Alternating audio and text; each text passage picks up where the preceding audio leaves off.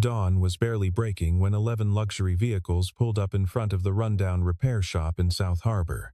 Rolls-Royce, Bentley, Mercedes. They parked in a line like a silent funeral procession. Ethan Miller stood frozen behind the grease-stained glass door. 24 hours ago, he was just a poor single father who couldn't afford medicine for his son. He had told a billionaire straight to his face, "Money can't fix everything." Now, it seemed the entire world of that man was coming for him. But before you know what happens next, you need to hear this story to the end.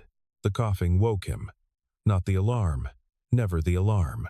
Ethan's eyes opened to the cracked ceiling of the cramped apartment above Miller's Auto Repair. The coughing came again, wet and rattling, from the mattress on the floor across the room. Leo's voice was small in the pre-dawn darkness. Ethan was already moving, his bare feet cold on the concrete floor. He knelt beside his 8-year-old son and felt his forehead. Still warm. The fever hadn't broken. "Just breathe, buddy." Slow breaths. Leo tried. His small chest heaved with effort. The inhaler sat on the windowsill, nearly empty. The refill prescription was pinned to the wall with a magnet, next to 3 overdue bills and an eviction warning. Choose one, medicine or rent. That was the calculation Ethan made every morning now. He helped Leo sit up against the wall, waited for the breathing to steady.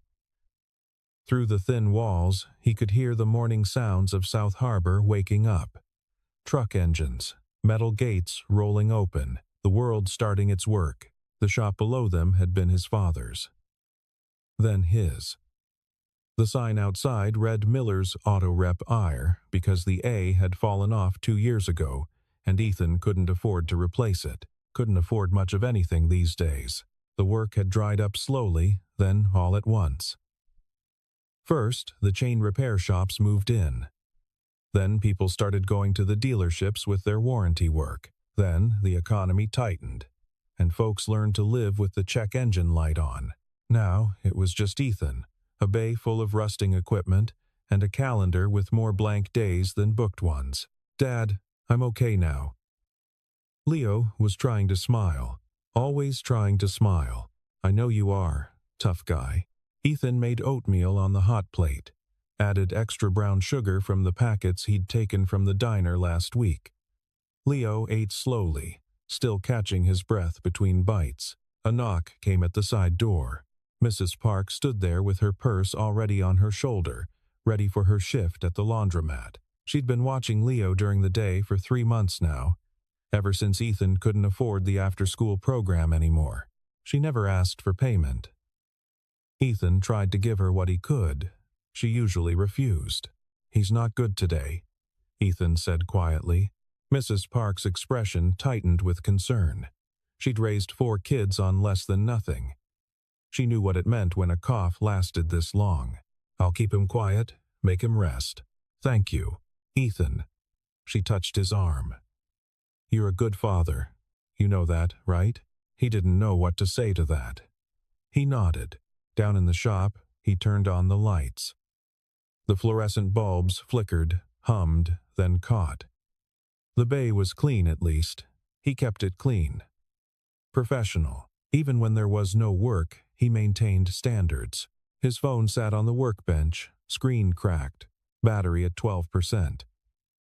He couldn't remember the last time he'd charged it overnight. Electricity cost money. One new message. Unknown number. Need specialist wheelchair repair. Urgent. Will pay well. Address 1847 Riverside Heights. Ethan read it twice. Riverside Heights. That was the neighborhood where money lived, where the houses had gates and the lawns had landscapers. He hadn't worked in that part of town in 5 years. His thumb hovered over the message. Part of him wanted to delete it. Rich people didn't call places like Miller's Auto Repair. This was probably a wrong number. Or a scam. But the rent was due in 6 days, and Leo needed medicine. He typed back. "What time?" The response came immediately. "Now. Please." Ethan looked up at the ceiling, where Leo was coughing again. He grabbed his tool bag. The drive to Riverside Heights took 20 minutes in his beat-up pickup truck. Every mile, the neighborhood transformed. Strip malls gave way to tree-lined streets. Chain-link fences became stone walls. Cracked sidewalks disappeared entirely, replaced by perfectly maintained private drives. His truck sputtered at a red light. A woman in yoga clothes jogging past gave it a concerned look, like it might explode. Ethan didn't blame her. It might. The GPS led him to a street where the houses weren't visible from the road. Just gates. Just intercoms. Just security cameras on stone pillars. Number 1847. Ethan pulled up to the call box, suddenly aware of every rattle in his engine, every rust spot on his hood. He pressed the button. "Miller's Auto Repair," he said. "Here for the wheelchair." A pause. Then the gate began to open. The driveway curved through manicured grounds. The house at the end wasn't a house, it was an estate. Modern architecture, all glass and steel in sharp angles, probably cost more than Ethan would make in 10 lifetimes. He parked his truck next to a fountain. The fountain alone probably cost more than his shop. The front door opened before he could knock. A man stood there. Late 50s, silver hair, suit without a tie. He looked like he'd stepped out of a magazine about successful people. "Mr. Miller?" "That's me. Richard Vaughn." No handshake offered. "Thank you for coming on short notice." The message said, "Wheelchair repair?" "Yes." "My daughter's." The manufacturer sent their top technician last week. He made adjustments. "She's been in worse pain ever since." Richard's voice was controlled, but something underneath wasn't. Something that sounded like barely contained frustration. "I'll take a look. She's in the sunroom." Ethan followed him through halls that felt more like a museum than a home. Original art on walls, marble floors, everything perfect and cold and expensive. The sunroom was at the back of the house, all windows overlooking a garden. In the center sat a girl, maybe 16, in a powered wheelchair that looked like it cost more than Ethan's truck. "Sophia," Richard said. "This is Mr. Miller. He's here to look at your chair." The girl turned to look at Ethan. She had her father's sharp features, but none of his hardness. Her eyes were intelligent, assessing, and tired. The kind of tired that came from chronic pain. "Another technician," she said. Her voice was flat. Not rude, just done. "I fix cars mostly," Ethan admitted. "But mechanics is mechanics." The last specialist had 3 degrees from MIT. Then he should have gotten it right. Something flickered in her expression. Almost a smile. "May I?" Ethan gestured to the chair. Sophia nodded. Ethan knelt beside the wheelchair. It was a masterpiece of engineering. Carbon fiber frame, pressure-sensing cushions, computerized positioning controls. Every adjustment measured to the millimeter. He placed his hand on the backrest. Then he looked up at Sophia. "Where does it hurt?" She blinked. "What?" "When you sit here, where does it hurt?" Nobody had asked her that before. He could tell by the way her expression changed. "My right shoulder," she said quietly. Ethan nodded. He looked at the chair again. "I see the problem." Richard stepped forward. The technician spent 4 hours making adjustments based on the latest biomechanical research. "He built it for an idea of your daughter," Ethan interrupted. "Not for your actual daughter." The words hung in the air. Richard Vaughn's expression hardened. "That technician has worked with Paralympic athletes, professional rehabilitation centers. He's one of the leading." "I'm sure he is," Ethan said. He stayed kneeling, eye level with Sophia. But he didn't ask where it hurt, did he? Sophia's silence was the answer. Ethan ran his hand along the backrest alignment. "This is positioned for optimal spinal support. Textbook perfect. Except." He glanced at Sophia's posture. "You're compensating, leaning left, dropping your right shoulder to avoid pressure. The technician said I needed to adjust my sitting habits." "No." Ethan's voice was gentle but firm. The chair needs to adjust to you. That's the whole point. He stood up, looked at Richard. Your daughter's been in pain for how long? 6 months, Sophia answered before her father could. Since the last upgrade. And everyone told you to adapt to the new system. She nodded. Ethan turned to Richard. That's the problem. You bought the best technology money could get. But technology doesn't feel pain. She does. Richard's jaw tightened. My daughter has access to the finest specialists in the country. I'm not questioning that, Mr. Vaughn.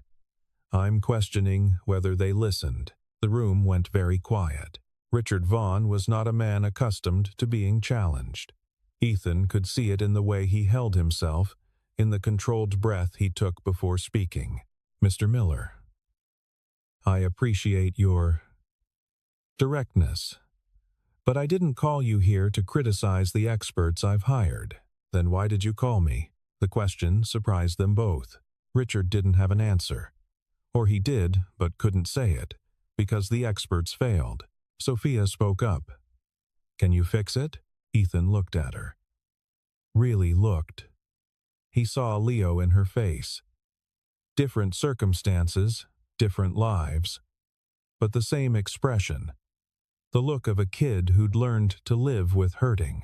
I can try. How long would it take? Ethan examined the chair more closely. The alignment was wrong in 3 places. The cushioning was too firm in spots, too soft in others. The control interface was positioned for convenience, not comfort. To do it right? 24 hours. Maybe more. The manufacturer's technician will be back next week, Richard said. Perhaps you could consult with him. Dad. Sophia's voice was quiet but sharp. I've been waiting 6 months. Let him try. Father and daughter looked at each other. A whole conversation happened in that silence. Finally, Richard nodded. 24 hours, he said to Ethan. But I need to understand what makes you think you can solve a problem that trained specialists couldn't. It was a fair question. Ethan thought about the answer. About his shop, where he'd learned to make parts work past their lifetime because customers couldn't afford replacements. About the 1,000 small adaptations he'd made to keep dying machines alive. About sitting up with Leo through bad nights, learning the difference between 10 kinds of coughs, knowing which one needed the inhaler, and which one needed water, and which one needed just a hand on his back. I don't have degrees, Ethan said, but I know how to listen to what's broken, and I know how to ask the person living with it what they need. He met Richard's eyes. Your specialists built something perfect. I'm just going to build something that works for your daughter. Richard studied him for a long moment. Then he extended his hand. 24 hours, Mr. Miller. They shook. Ethan had no idea he'd just agreed to something that would change everything. Ethan spent the first hour just observing. He watched how Sophia moved in the chair, where she adjusted her weight, which controls she used and which she avoided. The small winces she tried to hide. Richard had retreated to his study but kept checking in, hovering. Each time, Ethan felt the weight of scrutiny. The posture sensor keeps alerting, Sophia explained, pulling up a screen on the chair's control panel. It says I'm not sitting correctly. Ethan leaned in to look. The display showed a green outline of ideal posture and a red outline of Sophia's actual position. They didn't match. That's because it's measuring you against a model, he said. Not against what's comfortable for your body. The technician said the same thing, that I needed to train my body to match the ideal position. Ethan straightened up. Can I ask you something? Sure. Do you trust that technician? Sophia hesitated. He had a lot of credentials. That's not what I asked. She looked down at her hands. No, I don't trust him. He made me feel like I was the problem, like I was doing something wrong. You're not doing anything wrong. The words came out harder than Ethan intended. Sophia looked up, surprised. Sorry, he said. It's just my son's sick. Has been for months. The doctors keep telling him to push through, to build stamina. But sometimes his body's just telling him he needs to rest. And I'm learning that listening to that isn't weakness, it's wisdom. He gestured at the wheelchair. This is the same thing. Your body's telling you something hurts. That's not a training issue, that's data. Richard appeared in the doorway. Is there a problem? No, sir, Ethan said. Just trying to understand the full picture. The manufacturer assured me this model was state-of-the-art. It is.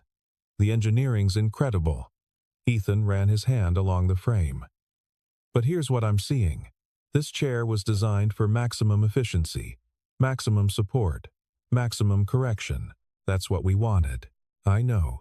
But maximum isn't always optimal. Richard's expression shifted. Explain. Ethan pointed to the backrest. This support system is designed to maintain perfect spinal alignment, so it's firm, unyielding. It won't let your daughter deviate from the ideal position. That's the point. But her body needs to move, needs to shift weight, needs micro-adjustments throughout the day. Ethan looked at Sophia. You've been fighting the chair for 6 months, trying to sit still in a position that doesn't account for how you actually live in it. Sophia's eyes widened. That's exactly what it feels like. The chair's not broken, Ethan continued. It's just solving the wrong problem. It's optimizing for an ideal that doesn't exist in real life. So, what are you suggesting? Richard's voice had an edge to it now. I'm suggesting we listen to your daughter. Build the chair around how she needs to use it, not how an algorithm thinks she should. That contradicts everything the specialists recommended. I know. Richard took a step forward. Mr. Miller, I've spent a considerable amount of money on those recommendations. On research. On the best possible care, and I respect that. But money can't buy the answer if you're asking the wrong question. The words landed like a physical blow. Richard's face flushed. You're telling me I've been asking the wrong question about my own daughter's care? I'm telling you that sometimes the people closest to a problem can't see it clearly, because it matters too much. Silence. Then Sophia spoke, her voice barely above a whisper. He's right, Dad. Richard turned to her. I've been in pain for 6 months, she said, and nobody asked me where it hurt. They just kept adjusting the chair and telling me I'd adapt. Her voice cracked on the last word. Richard's expression crumbled. Richard Vaughn sat down heavily in the nearest chair. For a moment, he looked nothing like a billionaire, just a father who'd failed his daughter. What do you need? He asked quietly. Ethan pulled out his phone, opened the Notes app. I need to take measurements. Real ones, based on how Sophia actually sits, not how she's supposed to sit. Okay, I'll need to rebuild the cushioning system. Reposition the backrest. Recalibrate the sensors. How long? Ethan looked at the wheelchair, at Sophia, at the complexity of what he was promising. 24 hours. That's impossible, I know. But if I take it back to my shop, work through the night, I can have it ready by tomorrow morning. Richard stood. I'll call the manufacturer. Get their engineering team on a call. No. Ethan's voice was firm. The more people involved, the longer this takes, and the more your daughter hurts. Mr. Miller, this is a $60,000 piece of medical equipment. I understand. And if I break it, you can sue me for everything I own. Which, fair warning, isn't much. Ethan met his eyes. But I'm not going to break it. I'm going to fix it. Richard studied him. Why are you so confident? Because I have to be. Ethan's voice dropped. My son's upstairs in my shop right now. He's 8. He's been sick for months, and I can't afford the medicine he needs. The only reason I'm here, taking this job, is because I'm desperate enough to try anything. He took a breath. But here's the thing. That desperation, it makes me careful. It makes me think about consequences, about what happens if I fail. I'm not going to treat your daughter's chair like an experiment. I'm going to treat it like my son's, depending on it, because he is. The honesty hung in the air. Richard reached into his jacket, pulled out his wallet. How much is the medicine? Mr. Vaughn. How much? $250. The number came out like an admission of failure. Richard pulled out bills, handed them over. "Get the medicine for your son. Then fix my daughter's chair. 24 hours. Ethan looked at the money in his hand. For a moment, he couldn't speak. "I'll have it back tomorrow morning," he finally said. He started disconnecting the chair's systems. Sophia wheeled herself to a manual backup chair in the corner insurance requirement, she explained. She moved with practiced efficiency, used to transfers. As Ethan loaded the electric chair into his truck bed, Richard followed him out. "Mr. Miller, if you're right about this, if you can do what the specialists couldn't." Richard's voice was quiet. "It would mean I've been listening to the wrong people for 6 months. It would mean you've been trying everything you could think of. That's not wrong. That's love." Richard's throat worked. He nodded. Ethan drove away with the billionaire's trust in his truck bed and medicine money in his pocket. He had 24 hours to prove he deserved either. 9:00 p.m. The shop was locked, lights blazing. Ethan had sent Mrs. Park home, carried Leo down to the bay, set him up on the couch in the office with blankets and his tablet. "You're working on a wheelchair?" Leo asked, peering through the office window at the sleek machine in the center of the bay. "It looks expensive." "It is. Are you scared you'll break it?" Ethan paused. Honesty had always been his policy with Leo. "Yeah, buddy, I'm pretty scared, but you're doing it anyway, because someone needs help." Leo nodded seriously. "Like when you help Mrs. Park's car even though she can't pay. Exactly like that. You're a good person, Dad." Ethan's eyes stung. He blinked it away. "Get some sleep, okay? I'll be right here." He turned back to the wheelchair. The first step was documentation. He photographed everything, every angle, every connection, every setting. If he broke something, he needed to know how to put it back. Then he began disassembly. The chair was a marvel of engineering. Everything interlocked with precision. Every component served multiple functions. It was designed to be maintained by specialists with proprietary tools. Ethan used what he had. "Onbier, otuspem." He'd removed the entire seating system. The cushions came away in layers, each one calibrated for specific pressure distribution. The backrest was articulated in 6 places, each joint controlled by microservos. He laid everything out on the workbench. Then he pulled out his measurements from Sophia. The difference was immediately obvious. The backrest was configured for someone 3 inches taller. The lumbar support was positioned too low. The shoulder blade's alignment was designed for someone with different proportions. All the adjustments the MIT technician had made were perfectly correct for someone who wasn't Sophia. 1:15 a.m. His phone buzzed. "Mrs. Park." Ethan walked to the office. Leo was asleep, breathing steady. He sent back, "Good tonight? Thank you. And you?" Ethan looked at the partially disassembled wheelchair, at the parts spread across his bay, at the magnitude of what he'd promised. "Working. You can do this." 3 words. They helped more than she'd ever know. 3 a.m. The modification work was delicate. He had to reposition the backrest mounting points without compromising structural integrity. Had to reshape the cushion foam to match Sophia's actual weight distribution. He worked with the same tools he used on transmissions and brake systems. Except this wasn't machinery. This was someone's daily comfort, someone's pain or relief. His hands had to be sure. A sound from the office. Leo was coughing again. Ethan put down his tools, went to his son, gave him water, waited for the breathing to ease. The new medicine was in the cabinet, now he'd bought it on the way back. First dose was helping already. "Dad?" Leo's voice was sleepy. "I hope so, buddy. What's her name?" "Sophia." "That's a pretty name." Leo's eyes were already closing again. "Tell her I hope she feels better." Ethan stayed until Leo was fully asleep. 5 a.m. The wheelchair was coming back together. He'd repositioned the backrest for Sophia's actual height and shoulder width, reshaped the seat cushion to accommodate her natural weight shift patterns, recalibrated the pressure sensors to allow for micro-movements instead of forcing rigid positioning. The control interface he'd moved 3 inches to the left. Sophia had mentioned it was hard to reach, a tiny detail. But tiny details accumulated into daily pain. As he reconnected the electronic systems, his hands were shaking from exhaustion and caffeine and fear. If he'd miscalculated anything.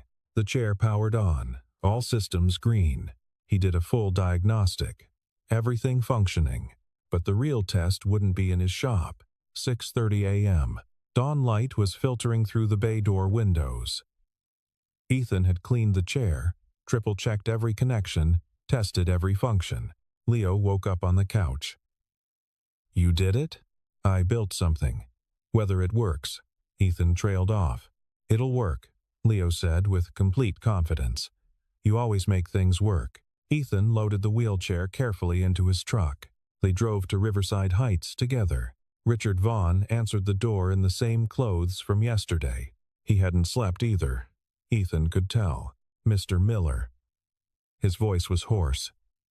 "Is that your son?" Leo stood behind Ethan, shy around strangers, but curious about the massive house. "This is Leo. My helper. I help sometimes," Leo said. Then started coughing. Richard's expression shifted something between concern and recognition. "Come in." "Both of you." They rolled the wheelchair into the sunroom. Sophia was already there, dressed, waiting. She looked as exhausted as her father. "Did you sleep?" Ethan asked her. "Did you?" They shared a tired smile. "I made modifications," Ethan began, "based on what you told me about where it hurt. But I need you to test it before I explain anything. I don't want to influence what you feel." Sophia transferred from her backup chair. Settled into the seat. Everyone waited. She sat still for a moment. Her hands gripped the armrests. Her breathing changed. "The backrest is," she paused, "different. Good, different, or bad different?" Ethan's heart was pounding. "It's touching me in different places." She shifted her weight experimentally. "The left side. By my ribs there's more support. But it's soft. That's where you were leaning to avoid pressure on your right side. So I reinforced that area to make the lean comfortable instead of trying to prevent it." Sophia moved again. Testing. "The seat feels wider." "It's not wider. But I redistributed the cushioning to allow for more shifting. You were sitting rigid because movement caused pressure spikes. Now the cushion adapts to movement." She reached for the control interface. "This is closer. 3 inches left." "You mentioned it was a stretch." Richard had been silent, watching. Now, he stepped forward. "How does it feel?" Sophia didn't answer right away. She engaged the motors, drove the chair in a small circle, adjusted the backrest angle, tested the tilt function, then she stopped. Her shoulders, which had been tensed since they arrived, dropped slightly. She took a full breath. "Dad," she said softly. "It doesn't hurt." Richard's breath caught. "The right shoulder, the pressure that's been there for 6 months, it's gone." Her voice was shaking. "I'm sitting normally, and nothing hurts." Richard Vaughn turned away quickly, but not before Ethan saw his face crumble. Saw the 6 months of helplessness break open into something that looked like relief and grief mixed together. Leo tugged Ethan's sleeve. "You did it," he whispered. Richard collected himself, turned back. His eyes were red. "Mr. Miller, His voice broke. He tried again. "You've given me my daughter back. I just listened to her. That's what everyone says they do. But you actually did it." Richard pulled out his phone.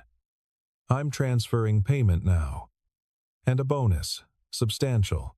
Mr. Vaughn, the payment we discussed is more than fair. The payment we discussed was before you accomplished in one night what a team of specialists couldn't do in 6 months." Ethan's phone buzzed. He glanced at it.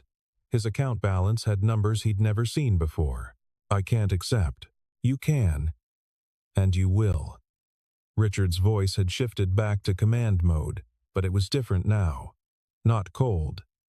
Certain.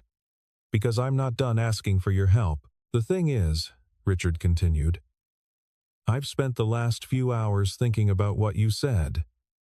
About asking the wrong questions." He gestured to the chairs. Ethan sat. Leo climbed up next to him. Sophia was still in her wheelchair, experimenting with positions she hadn't been able to use comfortably in months. "I've spent my entire career solving problems with money," Richard said.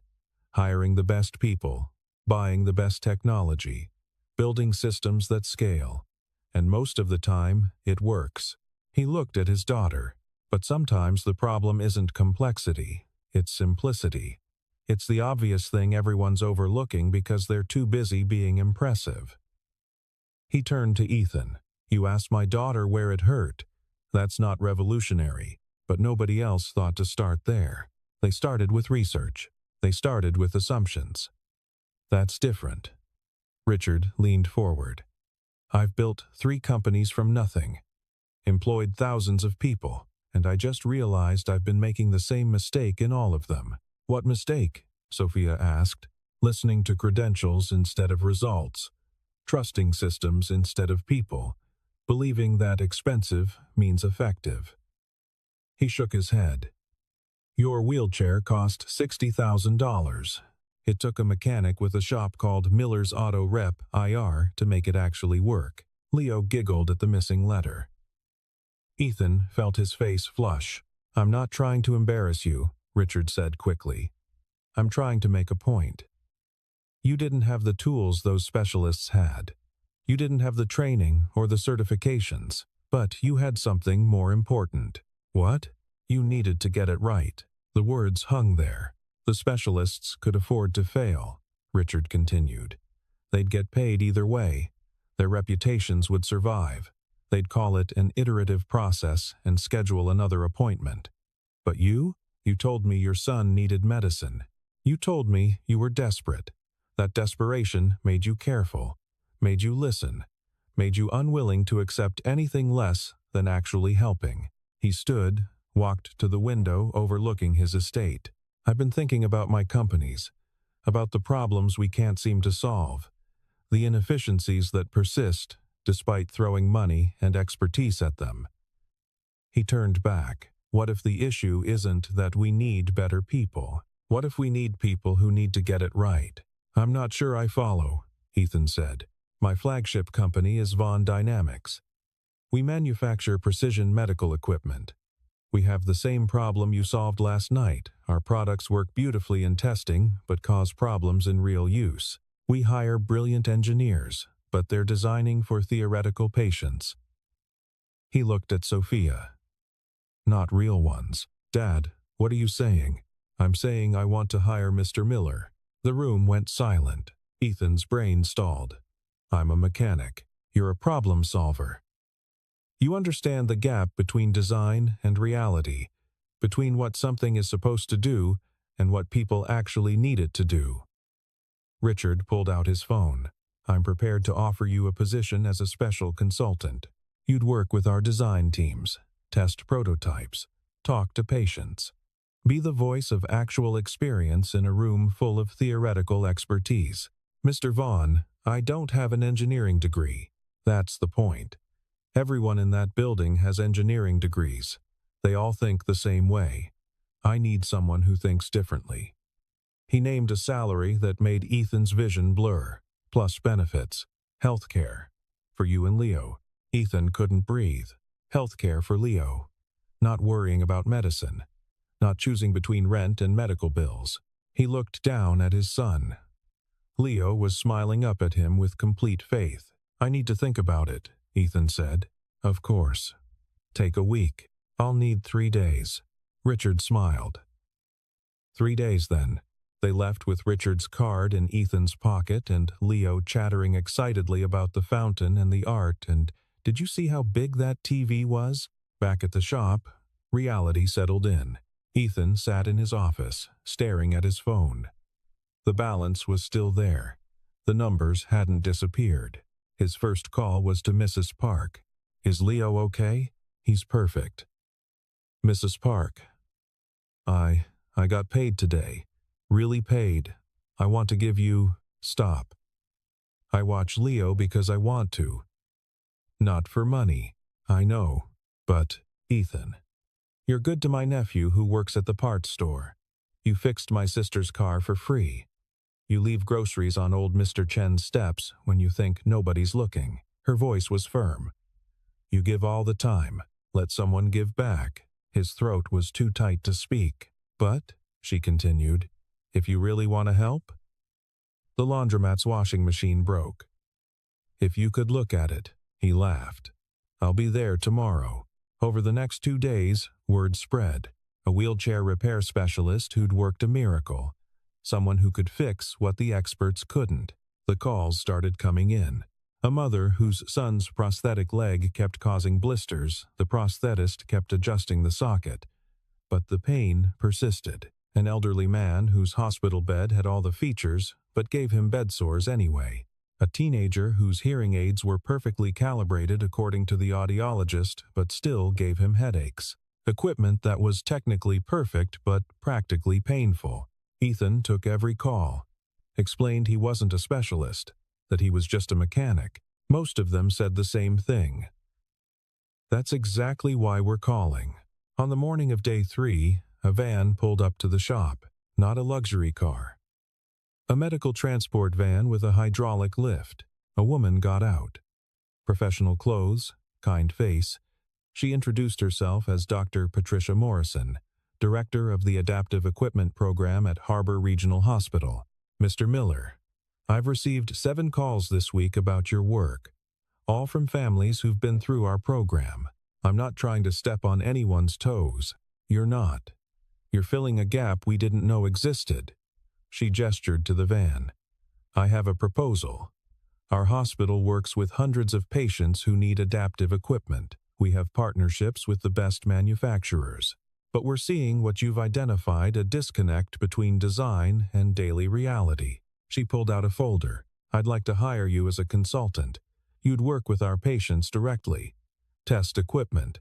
Provide feedback to manufacturers. Help train our staff on the difference between technical accuracy and practical comfort." Dr. Morrison. From Richard Vaughn. "I know, he called me yesterday. Gave you a glowing recommendation." She smiled. "He suggested we coordinate. You could consult for both his company and our hospital. Between the two, you'd have full-time work and then some." Ethan sat down heavily on a toolbox. "I'm a guy with a rundown shop. You're a person who listens when people say they hurt. That's rarer than you think." She set the folder on his workbench. "Read through it." After she left, Ethan opened the folder. The hospital was offering him steady contract work. Good pay, flexible hours, combined with Richard's offer. He wouldn't just be stable, he'd be successful. That evening, 3 more vehicles pulled up. Not luxury cars, regular people, carrying equipment that didn't quite work. Hoping the mechanic could help where the specialists hadn't, Ethan worked on each one. Listened, made adjustments. Sometimes it helped immediately, sometimes it didn't. But everyone left feeling heard.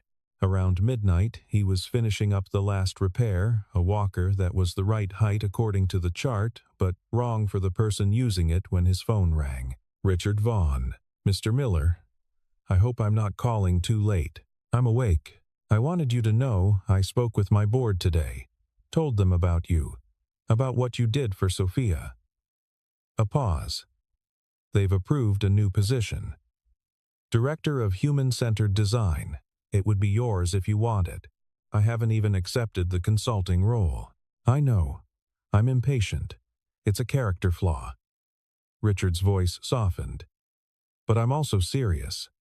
What you have that ability to see past the impressive to the useful, that's what we need." Ethan looked around his shop, at the equipment he'd been fixing, at the growing pile of thank you notes from families. "Mr. Vaughn, can I ask you something?" "Of course. Why does this matter so much to you?" Silence. Then, because I've spent 20 years building things, and in one night you reminded me why we build them. Not to be impressive, to help people. Richard's voice broke slightly. I watched my daughter sit without pain for the first time in 6 months. That's worth more than every award my companies have ever won. 6 weeks later, the shop sign had been replaced. Miller's Auto Repair in clean, professional letters. But the bay wasn't empty. It was busier than it had been in years. Half the space was still dedicated to regular repairs. Ethan had hired Jake Thompson, a young mechanic from 2 towns over who needed a break. The other half had become something else. A workshop, a testing space, equipment from the hospital, from Vaughn Dynamics, from families who'd heard about the mechanic who listened. Leo was doing better. The steady health care meant regular checkups, proper medication. Actually treating the problem instead of just managing symptoms. His cough had faded to occasional. His energy was back. He sat now on a stool, watching Ethan work on a prototype walker for a child about his age. "Why are you making it shorter?" Leo asked. "Because the kid using it is 7, but she's small for her age. The standard sizing doesn't account for that. So you're customizing it." "Exactly. Like you did with Sophia's wheelchair." "Like that." Leo tilted his head, thinking. "Dad, you know what you're really doing?" "What's that, buddy?" "You're translating." Ethan paused. "Translating?" "Yeah. The engineers speak engineer language. The patients speak normal language. You translate between them." Leo said it like it was obvious. "That's your job. You're a translator." Out of the mouths of 8-year-olds. "You're absolutely right." A car pulled up outside. The familiar rumble of an expensive engine. Richard's Bentley. He came in with Sophia. She was using her wheelchair, the one Ethan had modified, and she moved with confidence now. No more tension in her shoulders. No more compensating for pain. "Mr. Miller." Richard greeted him. "Hope we're not interrupting." "Never." "What brings you by?"